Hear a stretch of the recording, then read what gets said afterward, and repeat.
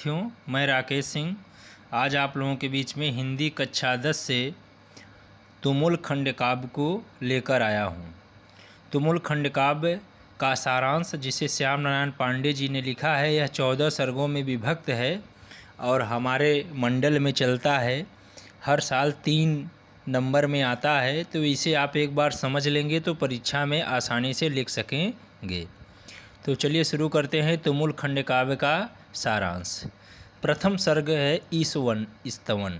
पहले सर्ग में श्याम नारायण पांडे जी ने केवल प्रभु का गुणगान किया है, उनकी पूजा की है, उनका स्तवन किया है, उनके बारे में बताया है। देखिए, प्रस्तुत खंड काव्य में कवि श्याम नारायण पांडे ने प्रथम सर्ग मंगलाचरण के रूप में प्रस्तुत किया है, अर्थात ईश्वर की वंदना की है तथा ईश्वर का स्तवन किया है तथा ईश्वर की सर्वव्यापकता का वर्णन किया है। ईश्वर हर जगह व्याप्त है, उस विषय में भी इन्होंने बताया है प्रथम सर्ग में। द्वितीय सर्ग देखिए, दशरथ पुत्रों का जन्म एवं बाल्यकाल। तो द्वितीय सर्ग में शुरू होता है कि दशरथ पुत्रों का जन्म होता है एवं बाल्यकाल। देखिए, इस सर्ग में कवि ने राजा दशरथ के चारों पुत्रों के जन्म का वर्णन किया है। ये 4 पुत्र हैं राम, भरत, लक्ष्मण और शत्रुघ्न। चारों बालकों का बचपन राजमहल में व्यतीत हुआ। उनकी बचपन की लीलाएं इक्ष्वाक वंश की मर्यादा को बढ़ाती हैं। मतलब द्वितीय सर्ग में दशरथ के पुत्रों का जन्म होता है और बाल्यकाल भी इसी सर्ग में व्यतीत होता है। चारों पुत्र हैं राम, भरत, लक्ष्मण और शत्रुघ्न। बालकों का बचपन राजमहल में बीता और इन्हीं बचपन की लीलाओं से इक्ष्वाक वंश की मर्यादा को बढ़ाती है तथा राजमहल की शोभा को दुगुना कर देती है। महाराज दशरथ का यश संसार के कोने कोने में फैला है। वे कर्तव्य परायण अर्थात कर्तव्य को करने वाले, दानवीर दान देने वाले तथा युद्ध विद्या में पारंगत हैं। युद्ध विद्या में उनकी समानता कोई नहीं कर सकता। युद्ध में वे सदैव विजयी होते थे। राजा दशरथ नीतिज्ञ अर्थात नीति को जानने वाले, ज्ञान जो बड़े बड़े नीतिज्ञ होते हैं उसको जानने वाले, नियमों कानूनों को जानने वाले, सुख शांति में विश्वास करने वाले तथा सच्चरित्र अच्छे चरित्र वाले राजा थे। तो प्रथम सर्ग में, द्वितीय सर्ग में यही है, दशरथ पुत्रों का जन्म होता है, उनका राजमहल में जीवन व्यतीत होता है, वे इक्ष्वाक वंश की मर्यादा बढ़ाते हैं और दशरथ के बारे में बताया गया है। तृतीय सर्ग देखिए, तृतीय सर्ग मेघनाद। कवि ने इस सर्ग में मेघनाद के पराक्रम का वर्णन किया है। मेघनाद का तेज सूर्य के समान है। अपनी युवावस्था में उसने इंद्र के पुत्र जयंत को भी पराजित कर दिया था। तृतीय सर्ग में क्या है, मेघनाद के बारे में बताया गया है। कवि ने इस सर्ग में मेघनाद के पराक्रम का वर्णन किया है। मेघनाद का तेज सूर्य के समान है और अपनी युवावस्था अर्थात किशोरावस्था में उसने इंद्र के जो पुत्र थे जयंत को भी पराजित कर दिया था। पृथ्वी पर रहने वाले सभी राजा मेघनाद के नाम से कांपते थे, वह इतना बलवान था। अब आइए देखते हैं चतुर्थ सर्ग। चतुर्थ सर्ग मकराक्ष वध। चतुर्थ सर्ग में मकराक्ष का वध होता है।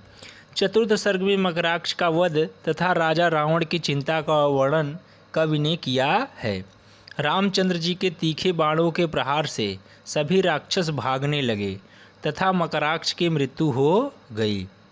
मकराक्ष की मृत्यु का समाचार सुनकर रावण का मुख पीला पड़ गया था।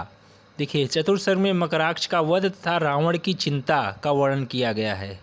रामचंद्र जी के तीखे बाणों के प्रहार से राक्षस भागने लगे तथा मकराक्ष की मृत्यु भी हो जाती है। मकराक्ष की मृत्यु का समाचार सुनकर रावण का मुख पीला पड़ गया तथा वह अति चिंतामग्न हो गया। मकराक्ष के वध के पश्चात रावण ने मेघनाद को युद्ध में भेजने की योजना बनाई, क्योंकि वह मेघनाद को भी अपने समान ही पराक्रमी तथा वीर समझता था। तो चतुर्थ सर्ग में क्या होता है कि मकराक्ष का वध होता है। अब देखिए पंचम सर्ग अर्थात 5वां भाग, रावण का आदेश। पंचम सर्ग में रावण द्वारा मेघनाद की वीरता का वर्णन किया गया है। रावण मेघनाद की शक्ति को अजेय शक्ति समझता है, किंतु युद्ध से अति चिंतित है। रावण को चिंतामग्न देखकर मेघनाद ने उसके चरणों का स्पर्श किया। रावण ने अपने मन की पीड़ा को मेघनाद के समक्ष इस प्रकार व्यक्त किया, हे पुत्र, तुम्हारे होते हुए संपूर्ण राज्य में युद्ध के भय से हलचल मच गई है। हमें युद्ध में किसी भी प्रकार भयभीत नहीं होना है। राम से बदला न लेने में हमारी कायरता है, इसलिए हमारा आदेश है कि तुम युद्ध में लक्ष्मण को मृत्यु की गोद में सुला दो। इस प्रकार रावण ने मेघनाद के शौर्य की प्रशंसा करते हुए उसे युद्ध में भेजा। रावण को पूर्ण विश्वास है कि मेघनाद मकराक्ष वध का बदला लेकर शत्रुओं को परास्त अवश्य कर देगा। अब देखिए षष्ठम सर्ग मेघनाद प्रतिज्ञा। छठवें सर्ग में मेघनाद प्रतिज्ञा करता है। मेघनाद सिंह की तरह गरजता हुआ युद्ध में विजय प्राप्ति की प्रतिज्ञा करता है। उसकी गर्जना से रावण का स्वर्ण महल भी हिल जाता है। मेघनाद ने कहा कि मैं राम और लक्ष्मण की शक्ति को चुनौती दूंगा और लंका को कष्ट में पड़ने से पहले ही बचा लूँगा। हे पिता, मैं आपको विश्वास दिलाता हूँ कि मैं अवश्य ही विजय को प्राप्त करूँगा। यदि युद्ध में विजयी न हुआ तो फिर कभी जीवन में युद्ध का नाम ही नहीं लूँगा। तो इस प्रकार विद्यार्थियों आज हम षष्ठम सर्ग पढ़ेंगे। इसके बाद हम लोग अगला भाग पढ़ेंगे। मेरे इस वीडियो को लाइक करिए, शेयर करिए और चैनल को सब्सक्राइब करते रहिए। धन्यवाद।